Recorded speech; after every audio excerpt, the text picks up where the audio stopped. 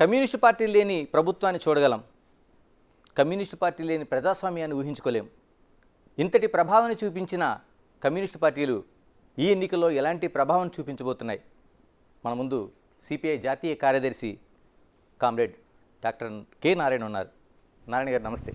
నమస్తే. ఎన్నో ఎన్నికలను చూస్తుంటారు కమ్యూనిస్టు పార్టీ. ఈ ఎన్నికల్ని ఎలాంటి ప్రభావం చూపించబోతుంది సిపిఐ? నేను 1970 నుంచి స్టార్టింగ్ ఏఎస్ఎఫ్లో మొదలుకొని చూస్తున్నాను.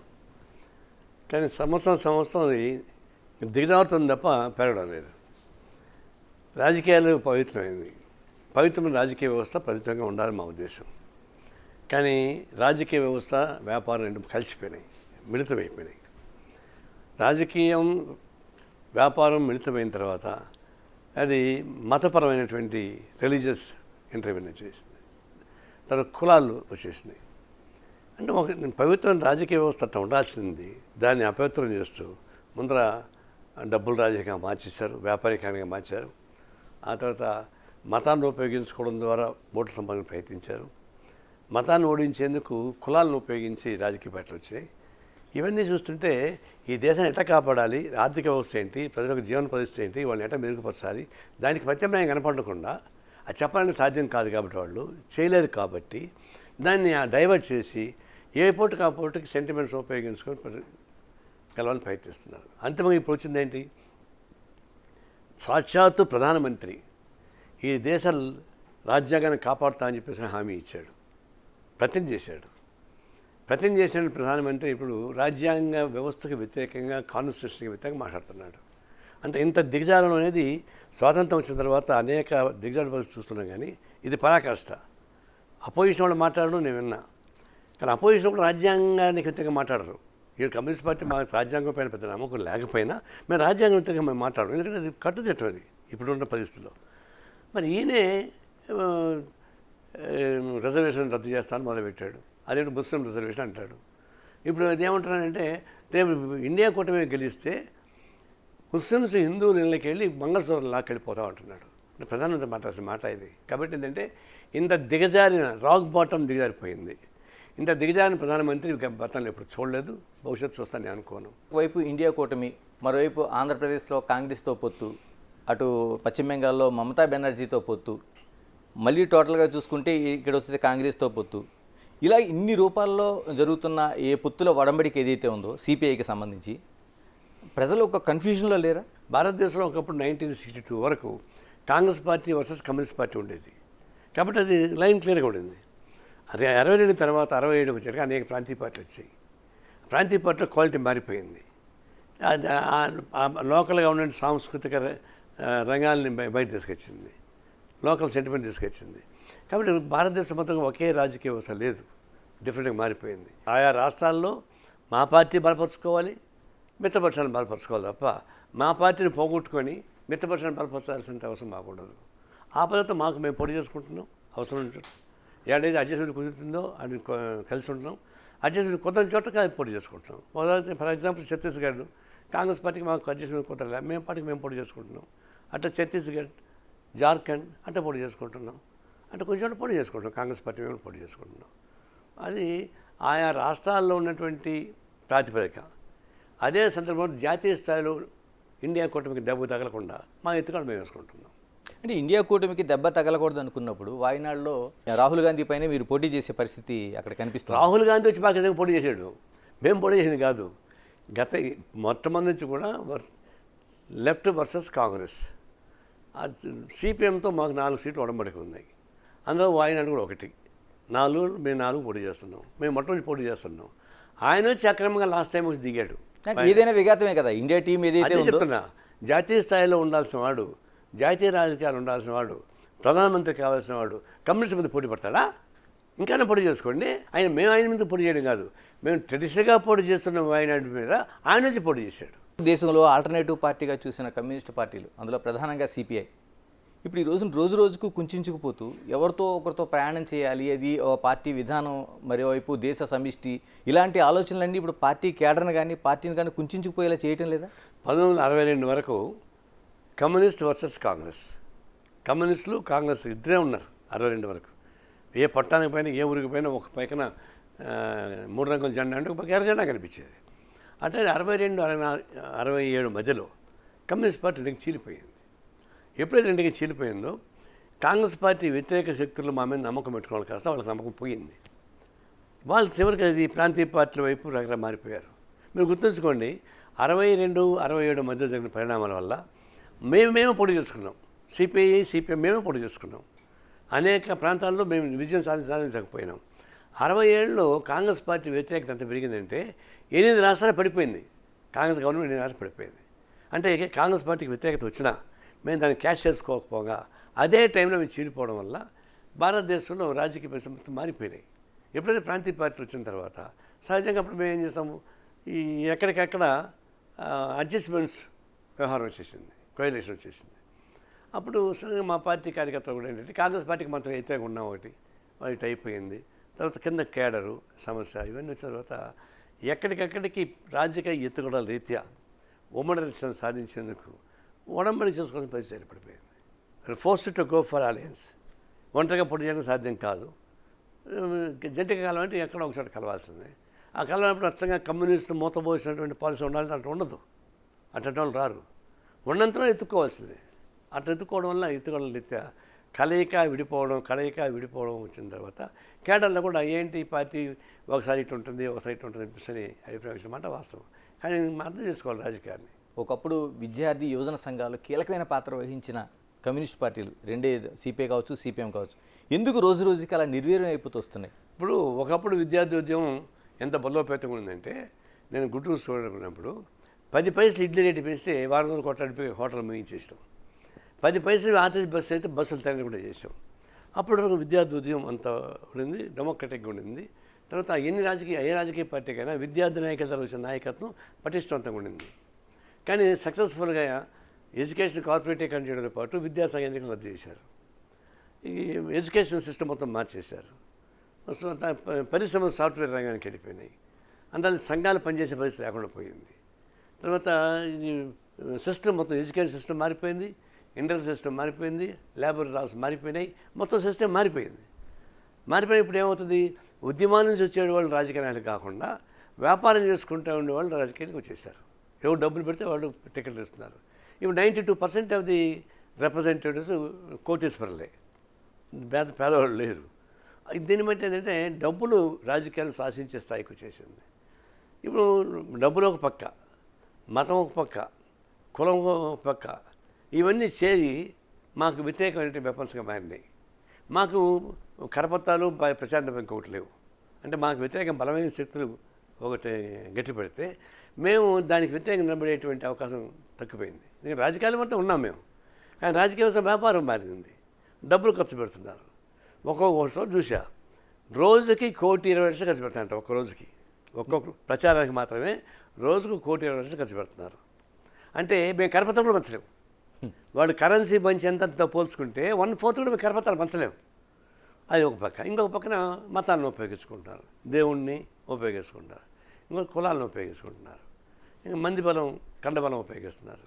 ఇవన్నీ కలిసి వ్యతిరేకంగా మేము ఫైట్ చేయడానికి ఇబ్బంది పడుతున్న మాట అవసరమే. మేము ఇప్పుడు వాస్తవం చెప్పాలంటే ఎదురుగాల్లో ఉన్నాం, అయినా ఫైట్ చేస్తాం. ఇవాళ ఇది ఉండదు. మెసేజ్ అంతా బంగారం కాదు, విరుగుడు కొరకే. ఎప్పుడో ధ్వంసం అవుతుంది.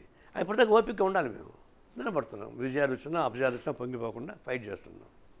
అంటే ఒక ప్రధానమైన నినాదం గుర్తొస్తుంది, ఎర్రకోటపై ఎర్రని జెండా ఎగరేస్తామని ఒక సిపిఐ కావచ్చు, ఇటు పెద్ద నినాదం. కనీసం గోల్కొండపైన ఎగరేసే పరిస్థితులు కనిపిస్తున్నాయి భవిష్యత్తులో. ఇప్పుడు ఎమోషనల్ స్లోగన్ అది, ఎర్రకోటపై ఎర్ర జెండా ఎగరేస్తాం అని చెప్పేసి బ్రహ్మాండంగా మేము కూడా ఇచ్చుకోవడమే. అది సాధ్యం అవుతుందా? సాధ్యం కాదు. ఎందుకంటే బీజేపీ వచ్చింది, మన ఎర్రజెండా కాషాయం ఎగరేశారు వాళ్ళు, చేత అవుతుందా? అది ఒక ఎమోషనల్ స్లోగన్, అంతేగాని అది సాధ్యం కాదు. అంటే ఈ రాజ్యాంగాన్ని మొత్తం ధ్వంసం చేసి కొత్త రాజ్యాంగాన్ని రూపొందించుకున్నప్పుడు అప్పుడు మా ఎర్రజెండా వస్తుంది, అప్పుడు దాకా రాదు. ఇప్పుడు బీజేపీ వాళ్ళు కూడా ఇప్పుడు 400 సీట్లు కావాలి అడుగుతున్నారు. రేపు వాళ్ళకి సఫిషియెంట్ సీట్ కానీ వస్తే గ్యారెంటీకి రాజ్యాంగం ధ్వంసం చేసి 3 రంగుల జెండాలు పక్కన తీసి పడేసి కాషాయ జెండా పెట్టుకుంటారు. జరుగుతుంది అంటారా? ఇప్పుడు రేపు రానియండి, 400 సీట్ల పైన రానియండి, నీకు జాతీయ జెండా కనపడదు, కాషాయ జెండా వస్తుంది. రాజ్యాంగం మార్చేస్తారు. అంటే వాళ్ళు భారత మాతని జాతీయ జెండాను వేరుగా చూడటం లేదని చెప్తున్నారు కదా. మాటలు చెప్తున్నారు. మీరు రాజ్యాంగాన్ని మార్చేయటం. ఇప్పుడు ప్రెసిడెంట్ ఆఫ్ ఇండియా ఏమని చెప్పండి. President of India such a honourable post. ఆమెని పార్లమెంటు భవనం కొత్త కడితే ఆహ్వానించారా? అయోధ్యలో ఆహ్వానించారా? ప్రెసిడెంట్ ఆఫ్ ఇండియాని గుర్తించారా? ఎందుకు గుర్తించలేదు? ఆమె ఆదివాసీ మహిళని వాళ్ళు గౌరవించిన వాళ్ళు, ఆమె ముత్యావతి కాదు కాబట్టి ఆహ్వానించలేదు. అంటే ముత్యావతి కానంత మాత్రాన భారతదేశం సెక్యులర్ వ్యవస్థ ధ్వంసం చేస్తారా? ఇప్పుడే రాష్ట్రపతి అవమానించిన తర్వాత రేపు ఈ రాష్ట్రపతిని గౌరవిస్తారని ఎవడు నమ్ముతాడు? ఈ రాజ్యాంగ ఎవరు నమ్ముతాడు? ఇన్ని పార్టీలతో కలుస్తున్నారు అంటే ప్రజల కోసం కావచ్చు, ప్రజాస్వామ్యం కోసం కావచ్చు, ఒక ప్రయాణం అనేది అన్ని పార్టీలతో కలిపి చేస్తున్నారు. అది కాంగ్రెస్ కావచ్చు, తెలుగుదేశం కావచ్చు, మిగతా మమతా బెనర్జీ కావచ్చు. ఎందుకు కమ్యూనిస్ట్ పార్టీలన్నీ కలిసి ఒక ఎజెండాగా వెళ్తామని గతంలో చాలా కాలం క్రితం ప్రకటించారు. ఎందుకు చేయలేకపోతున్నారు? మేము చీలిపోయినప్పుడే చీలిపోవడం మంచిది కాదు, కలిసి మాట్లాడుకుందాం, పరిష్కారం చేసుకుందాం. చీలిపోవడం కరెక్ట్ కాదని ప్రతిపాదన పెట్టింది సిపిఐ. అది కాదని చెప్పి సిపిఎం బయటకు పోయారు. బయటకు పోయిన తర్వాత అనేక అనుభవాలు వచ్చిన తర్వాత మళ్ళీ 1971-72 ఆ ప్రాంతంలో మళ్ళీ ప్రతిపాదన పెట్టాం ఎమర్జెన్సీ తర్వాత. ఇప్పటికైనా సరే కలిసి ఉందామని చెప్పని ఈరోజు కూడా ద్వేషగా సిపిఐ సిపిఎం కలిసి అంతా కలిసి ఒక్క ఎర్ర జెండా గొడుగులో ఉందామని చెప్పేసి ప్రతిపాదన పెడుతున్నాం. వాళ్ళు రావడం లేదు. ఎవరు? సిపిఎం రావట్లేదు. అంతే.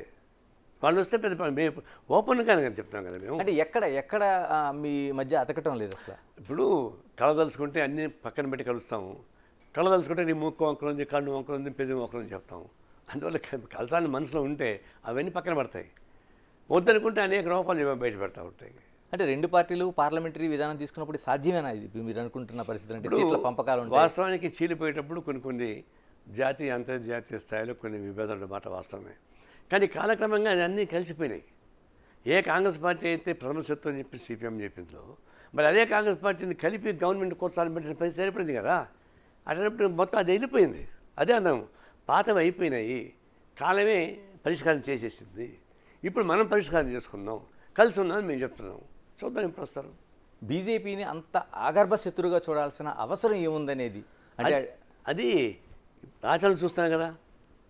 వాళ్ళు 2 సీట్లు ఉండి అధికారం రావాలని ప్లాన్ చేసి బాబరీ మసీద్ కూలగొట్టే సాధ్యంగా ప్లాన్ తీసుకున్నారు. బాబరీ మసీద్ కూలగొట్టే సాధ్యంగా ఇప్పుడు దాకా అధికారానికి వచ్చినాక అదే పని చేశారు.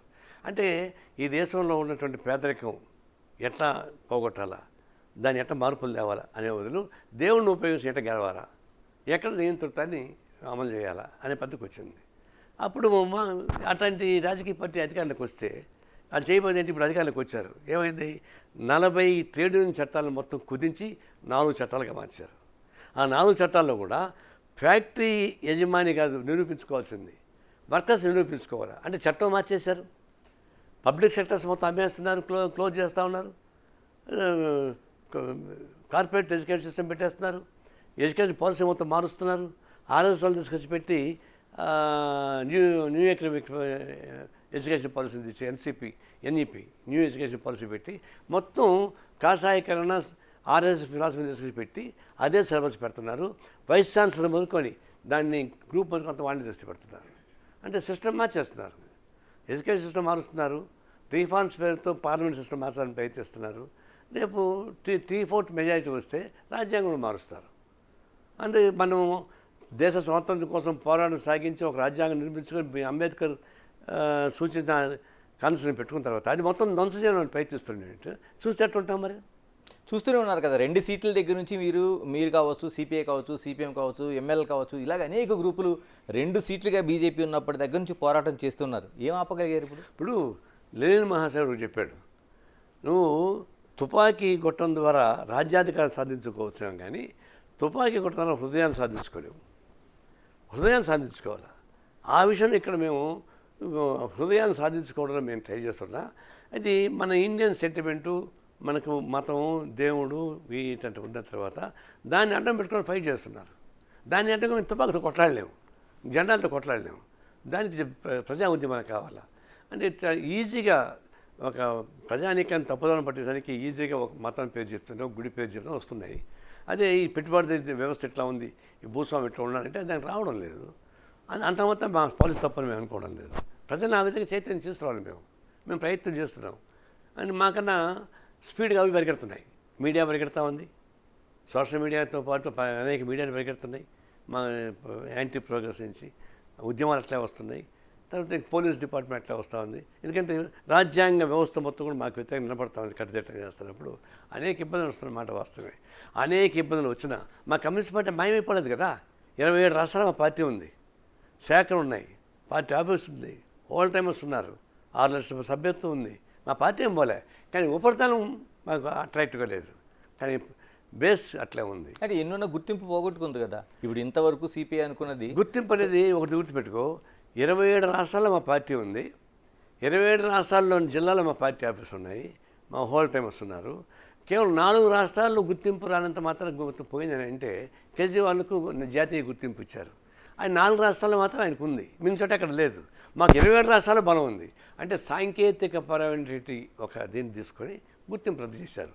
గుర్తింపు రద్దు చేసిన మాత్రం మా యాక్టివ్స్ ఆపగలరా వాళ్ళు? ఇప్పుడు ఏదైతే బీజేపీది ఒక వింగ్లో వాళ్ళ ఒక స్వింగ్లో దాదాపు 400 సీట్లు అనేది ఒక పెద్ద ప్రచారం జరుగుతుంది. మీ అంచనా ప్రకారం ఎన్ని సీట్లు వచ్చే అవకాశం ఉంది దేశం? ఇప్పుడు గొబెల్సే కానీ బతుకుంటే మోడీ ముందర తల వాల్చుకొని ఆత్మహత్య చచ్చిపోయినవాడు.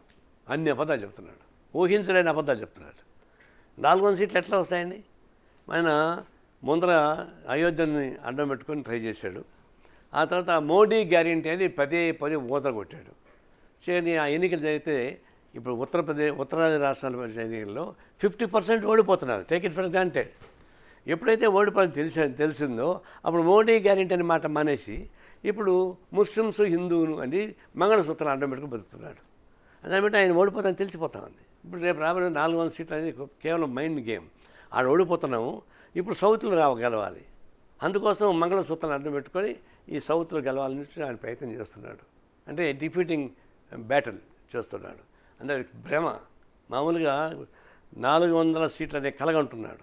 ఏపీలో రాజకీయాలు పరిస్థితులు మనకు చాలా వేడిగా జరుగుతున్నాయి. ఒకవైపు తెలుగుదేశం, బీజేపీ, జనసేన ఇలా పార్టీల సమూహం ప్రయాణం చేస్తుంది. మీరేమో షర్మిల కూడా ప్రయాణం చేస్తున్నారు. ఎలా ఉండబోతుంది ఏపీ రాజకీయం? ఏది ప్రజాస్వామ్యాన్ని నడివిలో మానభంగం చేస్తున్నారు. ఆ మానభంగం చేయడం ప్రజాస్వామ్యం తల్లి అన్యాయం అయిపోతూ ఉంది. ఎందుకు ఆ మాట చెప్తానంటే ఒకవైపు వైసీపీ మొదటి నుంచి వాళ్ళ నాన్న పేరు చెప్పుకొని వచ్చాడు. చివరికి వాళ్ళ నాన్న పేరు తీసేశాడు. రాజ్యం చెప్పినప్పుడు ఇప్పుడు రాజన్న పూట కనపడదు. బలమైనటువంటి ప్రభుత్వం కావాలని కోరుకున్న జగన్మోహన్ రెడ్డికి నిజంగా బలం ఇచ్చారు. ఎన్టీ రామారావు కన్నా ఎక్కువ మెజారిటీ ఇచ్చారు. 151 సీట్స్ ఇచ్చారు. ఎన్టీ రామారావు కన్నా ఎక్కువ వచ్చాయి. అటువంటిప్పుడు ఆయన ఏం చేశాడు? తెలుగు రాష్ట్ర ప్రజానీకానికి, తెలుగు రాష్ట్రానికి ఉపయోగపడే చేయకుండా ఆయన కేసులు, ఆయన గొడవలు దాని చుట్టూ తిరిగి 5 ఏళ్ల పాటు కాలం గడిపేశాడు. విభజన చట్టంలో ఉండేది అమలు చేసుకోలేకుండా పోయాడు. రాజధాని నిర్మించలేకపోయాడు. పోలవరం ఆగిపోయింది. ఉన్న పబ్లిక్ పరిశ్రమని అమ్మేస్తున్నాడు. స్టీల్, విశాఖ స్టీల్ మొదలుకొని కొత్త పరిశ్రమలు రాలేదు. ఇవన్నీ కేవలం సంక్షేమ పథకాల ద్వారా గెలవని చెప్పేసి ప్రయత్నిస్తే ఆయన కుదించిపోయాడు. ప్రజాస్వామ్యాన్ని మంట కలిపేశాడు. ఉద్యోగస్తులు కానీ, విద్యార్థులు కానీ, ప్రజాపాలన కానీ ఉద్యమం చేయకుండా చేశాడు. అది ఒకటి వచ్చింది. అదే సందర్భంలో ఢిల్లీకి పోయి బీజేపీ కాళ్ళు పట్టుకొని చేస్తున్నాడు. పొరపాటు ఢిల్లీని గట్టిగా మాట్లాడి, అయ్యా నా పార్లమెంట్ సీట్లకి సపోర్ట్ చేయాలంటే ప్రత్యేక హోదా మాకు కావాలి, ఎందుకు అడగలేకపోతున్నాడు. పోరాటం గురించి ఎందుకు అడగలేకపోతున్నాడు. అడిగి పోయి తమలపాకు వంతేస్తాడు. వీడికి వచ్చినాక చూడు అంటున్నాడు. అది ఒక పక్క జరుగుతుంది. చంద్రబాబు నాయుడు అది ఎప్పుడు ఏం వేసేస్తారో మనకు అర్థం కాదు. ఆయన మొట్టమొదటి బీజేపీ ముఖ్యమంత్రి అయ్యాడు, ఫస్ట్ ముఖ్యమంత్రి. ఆయన బీజేపీని పొగుడుతా కూర్చున్నాడు. ఎంత పొగిడిన వాళ్ళు ఏమి ఎక్కడ బావన్నా వంగటాడు బాబాగా చెప్పేసి అని చెప్పన్నారు. 5 ఏళ్ల పాటు కాలక్షేపం చేశారు తప్ప చంద్రబాబు నాయుడు గెలిచిన తర్వాత, ముఖ్యమంత్రి అయిన తర్వాత ప్రత్యేక హోదా పోయింది, తర్వాత నిధులు పోయినాయి, విభజన చట్టం ఎగిరిపోయింది, అమరావతి ఎగిరిపోయింది, పోలవరం ఆగిపోయింది, ఇవన్నీ జరిగాయి. ఇప్పుడు బీజేపీతో పాటు ఉండి మేము ఏదో తంటాపడుకోని చెప్పేసి మన బీజేపీకి షిఫ్ట్ అయ్యాడు. ఇప్పుడు మేము అడిగేది ఏంటంటే, ఏ బీజేపీ అయితే ఆంధ్ర రాష్ట్రాన్ని తెలుగు రాష్ట్రాలు, తెలంగాణ ఆంధ్ర కానీ విశాఖ స్టీల్ని అమ్మేస్తున్నాడు. కడప స్టీల్ ఫ్యాక్టరీ కట్టలేదు, బయ్యారం స్టీల్ ఫ్యాక్టరీ కట్టలేదు, ప్రాజెక్ట్స్ రావడం లేదు. ఏ కేంద్ర ప్రభుత్వం అయితే తెలుగు రాష్ట్రాలకు అన్యాయం చేస్తూ ఉందో ఆ బీజేపీ పంచన ఒక గేట్ కీపర్గా వైసీపీ ఉంటే ఇంకో గేట్ కీపర్గా టీడీపీ ఉంటుంది. ఇప్పుడు రేపు జరగబోయేది అదే. అలాంటి ఎన్నికలు జరుగుతున్నప్పుడు జనం ఇటు డివైడ్ అవుతున్నారు. డివైడ్ అవుతున్నారు? జగన్ పక్కన వచ్చినా, చంద్రబాబు పక్కన వచ్చినా ఈ ఓటు అంతా పోయి మళ్ళీ బీజేపీ పక్కన పడేటివి. బీజేపీ గుడికి చేసేవాళ్ళే, బీజేపీకి వాళ్ళు కాళ్ళు పట్టుకునేవాళ్ళే. ఇలాంటి ఘోరం పరిస్థితులు జరుగుతున్నాయి. మేము ప్రత్యేకంగా ట్రై చేస్తున్నాం. సిపిఐ సిపిఎం కాంగ్రెస్ కలిసి వారి ఇద్దరు ఈ రాష్ట్రానికి అన్యాయం చెప్తున్నాం, కానీ జనానికి ఇంకా ఎక్కడం లేదు. జగన్ చెప్తున్న మాటల ప్రకారం సింహం సింగిల్గానే ప్రయాణం చేస్తుంది, మిగతా వాళ్ళందరూ గుంపులుగా వస్తున్నారు అంటున్నారు. ఏమైనా ప్రయోజనం ఉంటుంది ఈ గుంపులన్నింటికి అసలు? ఇప్పుడు అది ఎంత స్వతానికి పనికి వస్తుంది. అంటే సింహం అంటే అడవులు ఉండాల్సి ఇక్కడ ఎందుకు ఉంది? సింహం సింగిల్గా జనానికి ఎందుకు వస్తుంది? అడుగు గడిపోవాలా, ఈడికి ఎందుకు వస్తూ ఉంది? అందువల్ల అవన్నీ స్లోగన్కి ఉపయోగపడతాయి, హీరోయిజానికి. దానికి పెద్ద ఉపయోగం ఉండదు. ఇప్పుడు యునైటెడ్ అని అంటే రాజకీయ పరిస్థితి బట్టి ఉంటాయి. మీరు ఆయన ఒక లైన్ ఎంచుకున్నాడు, నేను ఒకటిగా ఉండదలుచుకున్నాడు, ఉండిపోండి, తప్పేం లేదు. చంద్రబాబు నాయుడు ఒకప్పుడు ఉంటున్నాడు, ఒకప్పుడు ఉండలేదు. మా ఉద్దేశం ఏంటంటే రాజకీయాలు ఎప్పుడు కానీ ఐక్య సంఘటన కూడా అవసరమని మేము చూస్తున్నాం. అవసరమైతే ఐక్య సంఘం కూడా అవసరమే. ఆ బదులు మేము పోతా ఉన్నాం. ఇలా తెలంగాణ రాజకీయాలకు సంబంధించి తెలంగాణ పార్లమెంటు ఎన్నికలు జరుగుతున్నాయి, ఎలా ఉండబోతుంది ఇక్కడ పరిస్థితులు మీరు అంచనా వేస్తున్నారు? ఇప్పుడు రాను టీఆర్ఎస్ మరుగున పడతా ఉంది, డౌన్ అయిపోయింది. కాంగ్రెస్ వర్సెస్ బీజేపీని ఫైట్లోకి వస్తూ ఉంది. ఎందుకంటే బీజేపీ టీఆర్ఎస్ ఒకటే అనే అభిప్రాయం వచ్చేసింది, అండర్స్టాండింగ్ ఉందని తెలిసిపోయింది. అనేక రకాల ఇబ్బంది నుంచి కేసీఆర్ ఓడిపోవడం కారణం కూడా అదే. బీజేపీ వస్తాం ఆయన పని ఉంది, కవితని అరెస్ట్ కానీ కాపాడుకుంటున్నాడు, ఇవన్నీ ఆయన ఓడిపోయాడు. ఆ తర్వాత ఇప్పుడు కవితని అరెస్ట్ చేశారు. ఎందుకు అరెస్ట్ చేశారు? టీఆర్ఎస్ మీద కోపం కాదు, కేజ్రీవాల్ని అరెస్ట్ చేయాలి. వాళ్ళు ఢిల్లీ ముఖ్యమంత్రి అరెస్ట్ చేయాలి. ఢిల్లీ ముఖ్యమంత్రి అరెస్ట్ చేయాలంటే ఈ 100 కోట్ల స్కామ్, లిక్కర్ స్కామ్ ఉంది కదా, లిక్కర్ స్కామ్లో కవిత ఉంది, కేజ్రీవాల్ వాళ్ళు ఉన్నారు. ఇప్పుడు కేజ్రీవాల్ అర్జెంట్గా లోపల పెట్టాలి, ఎన్నికల లోపల ముఖ్యమంత్రిగా ఉన్నా కూడా ఆయన పెడదలుచుకున్నప్పుడు ఈయన లోపల పెట్టాలి. అందు ముందస్తు ప్రణాళిక కవితను అరెస్ట్ చేసి లోపల పెట్టి ఇప్పుడు ఆయన అరెస్ట్ చేశారు. తర్వాత జార్ఖండ్ ముఖ్యమంత్రిని అరెస్ట్ చేశారు. ఇప్పుడు రేవంత్ రెడ్డిని అరెస్ట్ చేయడానికి ట్రై చేస్తున్నారు. అంటే ఏంటి? బీజేపీకి వ్యతిరేకంగా ఎవరైతే సమర్థవంతంగా ఫైట్ చేస్తున్నారో వాళ్ళని లోపల పెట్టాలా. సిబిఐ కావచ్చు, లేకపోతే ఈడీ కావచ్చు, లేకపోతే మిగతా సంస్థలు కావచ్చు. అంటే చివరికి ఎన్నికల కమిషన్ పైన కూడా అనేక ఆరోపణలు వినిపిస్తున్నాయి. ఇంత స్వతంత్రంగా పనిచేసిన వ్యవస్థల్ని ఈ విధంగా ఎవరిని అరెస్ట్ చేయాలంటే అరెస్ట్ చేయడం, వాళ్ళపైన కేసులు పెట్టడం అంటే ఎక్కడైనా పుల్ స్టాప్ పడే అవకాశం ఉందా మనకి? అదే తన మోడీ వచ్చిన తర్వాత ఆయన ఒకటి మెయిన్ పెట్టుకున్నాడు, వ్యవస్థీకృతమైనటువంటి వ్యవస్థను ధ్వంసం చేయాలి. అది president of India, election commission of India, judiciary, RBI, నీతి ఆయోగ్. ఈ 5 వ్యవస్థీకృతమైనటువంటి అంశాలు. ఇవి ఏ గవర్నమెంట్ వచ్చినా ఇవి అట్లే ఉంటాయి. స్టాట్యూటరీ బాడీస్ అంటాం దాన్ని. అవి ఒక్కొక్కటి ధ్వంసం చేసుకుంటూ వస్తాయి. ఎందుకోసం అంటే ఈయన ఏమైనా చెప్తే అడ్డం కొట్టకూడదు. ఇప్పుడు ఈసీ వ్యతిరేకంగా ఉంటే ఆపుతారు, కాబట్టి ఈసీ అనుకూలంగా ఉండాలి. 4వ స్థానంలో ఉన్నటువంటి ఆర్ఎస్ వాళ్ళని తీసుకొచ్చి ఎన్నికల కమిషన్గా పెట్టుకున్నాడు ఆయన, గుజరాత్ వాడు. అంటే జ్యుడిషియరీ ఆయనకు అనుకూలంగా పెట్టుకుంటున్నాడు. ఇప్పుడు చంద్రశూడు వచ్చిన వాళ్ళు కొద్దిగా ప్రాబ్లం. అంతకుముందు అంతా ఆయనకు అనుకూలమే కదా, ఆయన వాళ్ళకి అనుకూలంగా తీర్పిస్తేనే కదా. ఒకతను పోయి రాజ్యసభలో ఉన్నాడు, వాళ్ళకి అనుకూలంగా తీర్పు వస్తాయి కదా. ఆంధ్రప్రదేశ్ గవర్నర్గా ఉన్నాడు. వీళ్ళంతా ఎవరు? వీళ్ళంతా అంటే జ్యుడిషియరీని పొంగదీస్తున్నాడు. ఇంకా సిబిఐని మీరు చెప్పక్కల్లా, ఈడీని 10 ఏళ్ల పాటు బెయిల్ పైన ఉంటాడా జగన్మోహన్ రెడ్డి? 45,000 కోట్ల రూపాయల అవినీతిలో ఉండి 11 కేసులు ఉంటే 10 ఏళ్ల పాటు బెయిల్లో ఉంటాడా? మిగతా జైల్లో ఉంటారా? అర్థం ఏంటి? ఇప్పుడు ఈడీలు ఏం చేస్తున్నారు? ఇప్పుడు సిబిఐ ఏం చేస్తూ ఉంది? వాళ్ళకి మోటివేషన్. ఈరోజు రాత్రి వరకు నేను విమర్శిస్తే నా చుట్టూ ఈడీ తిరుగుతాడు.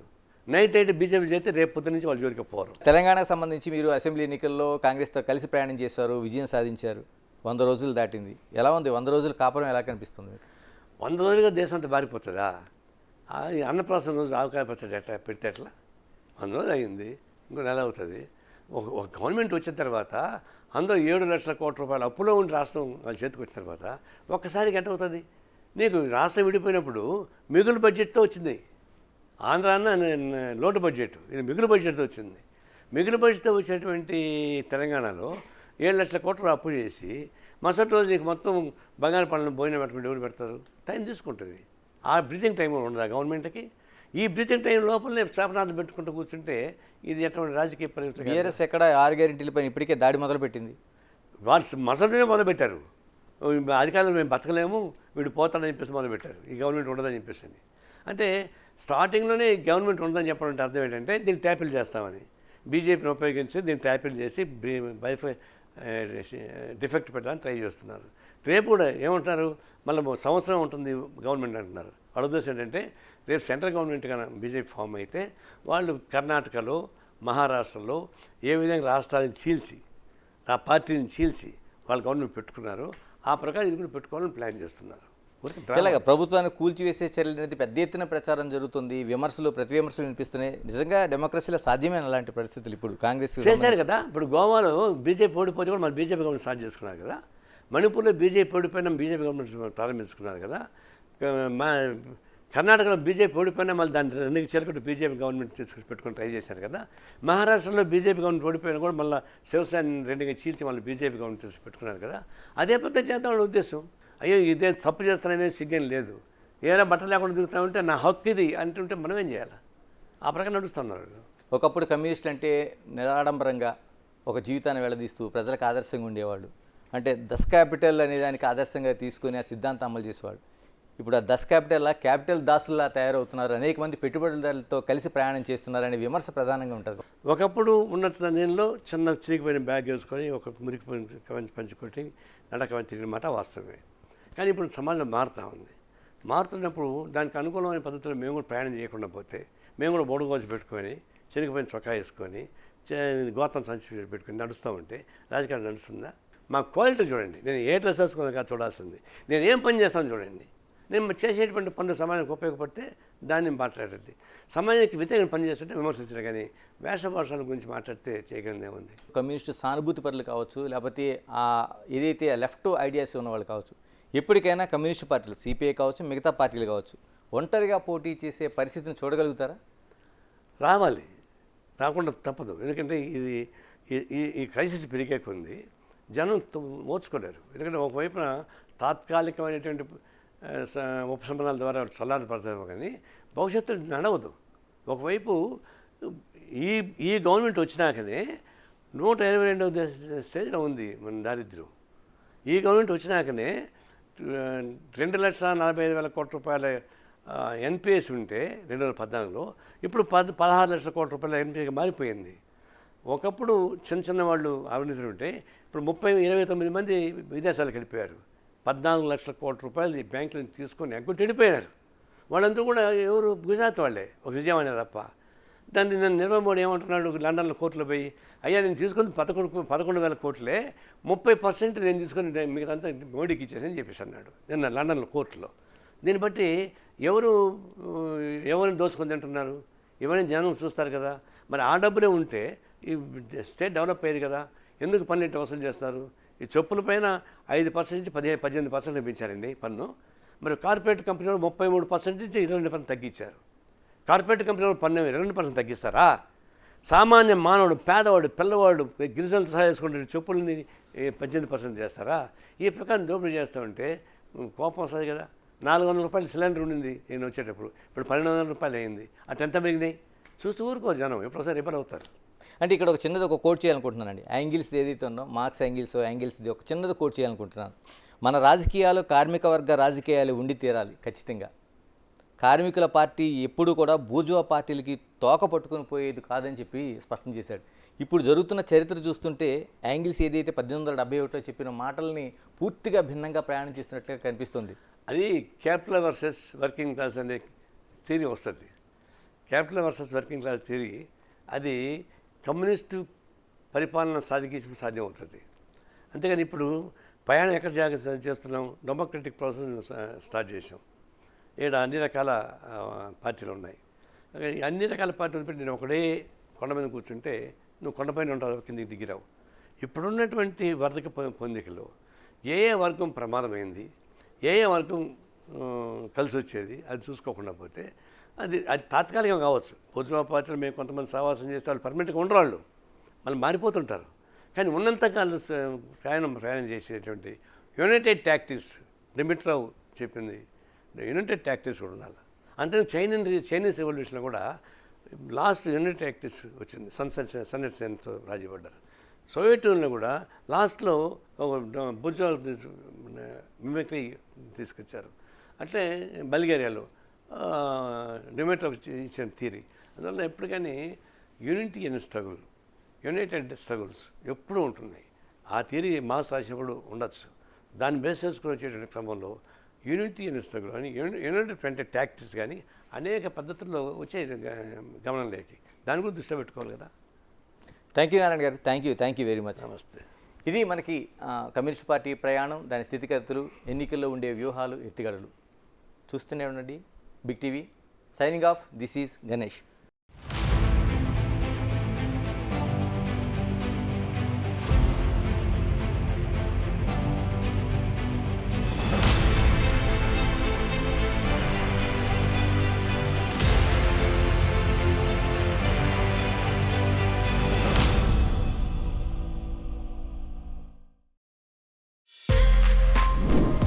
For more videos like this, subscribe Big TV channel.